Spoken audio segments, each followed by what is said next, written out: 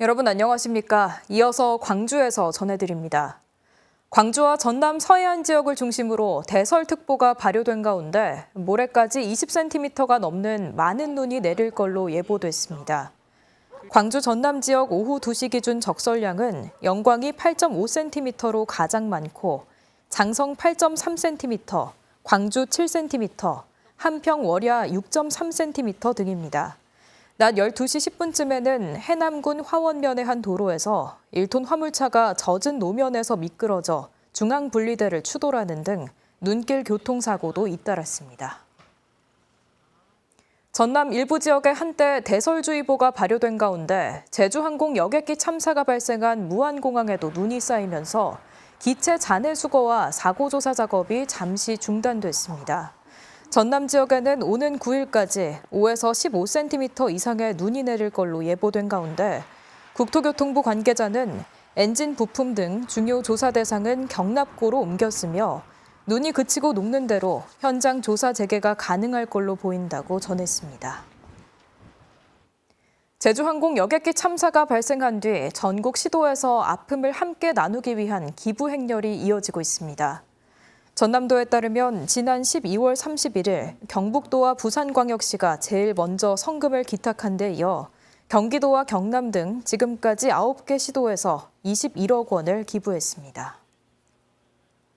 전라남도는 독감 환자가 급증하면서 예방접종을 서둘러 받고 호흡기 감염병 예방 수칙을 철저히 지켜줄 것을 당부했습니다. 전남도는 지난해 9월 20일부터 65세 이상 어르신 40만 9천 명, 어린이 임산부는 10만 2천 명을 접종했다고 밝히고 개인별 문자 발송 등을 통해 지속해서 예방접종을 독려하고 있습니다. 지역별 접종 가능한 의료기관은 예방접종 도우미 누리집을 통해 확인할 수 있습니다. 기아 오토랜드 광주가 2년 연속으로 50만 대 이상의 생산 실적을 달성했습니다.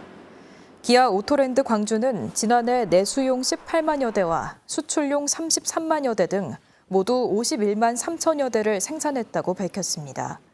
이는 최대 생산 실적이었던 2023년 54만 1천여 대와 비교해 5.3% 줄어든 수치지만 역대 네 번째에 해당하는 실적입니다. 전국 공공연구노동조합 광주미래차 모빌리티진흥원 지부가 광주 글로벌모터스 GGM 노조의 파업에 대해 우려를 표명했습니다. 진흥원 지부는 파업은 회사의 성장과 지역경제 발전에 큰 영향을 미칠 수 있다며 노사 모두 서로의 입장을 이해하고 지역사회와 성장하기 위한 방법을 모색해야 한다고 주장했습니다. 금속노조 GGM 지회는 지난달 조합원 찬반 투표 결과 88.9%로 쟁의 행위를 가결했습니다. 보건공사 도중 난 불로 훼손된 옛 전남도청 도경찰국 본관에 대한 안전진단이 추진됩니다. 옛 전남도청 보건추진단에 따르면 안전진단은 외부 업체를 통해 이루어지며 결과가 나오기까진 1개월 이상 걸릴 걸로 보입니다. 추진단은 화재 피해가 심각하지 않아 오는 10월로 예정된 옛 전남도청 완공 일정에는 큰 차질이 없을 걸로 전망했습니다.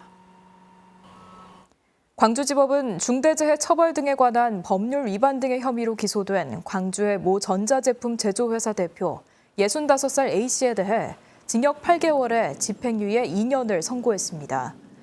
광주 광산구 평동산단에 위치한 이 공장에서는 지난 2022년 11월 20대 근로자가 1.8톤 무게의 철제 코일에 깔려 숨졌으며 검찰은 대표이사 A씨를 광주에서는 처음으로 중대재해처벌법 위반 혐의로 불구속 기소했습니다. 광주 지역 초등학교 졸업생의 중학교 입학 배정이 오는 9일 실시됩니다. 광주 동서부 교육지원청은 중학교 입학 대상자 14,000여 명을 대상으로 전산 추첨을 통해 인근 중학교 수용 요건과 통학 거리 등을 고려해 배정합니다. 배정 결과는 오는 10일 오전 10시 광주시 교육청과 동서부 교육지원청 누리집을 통해 공개됩니다.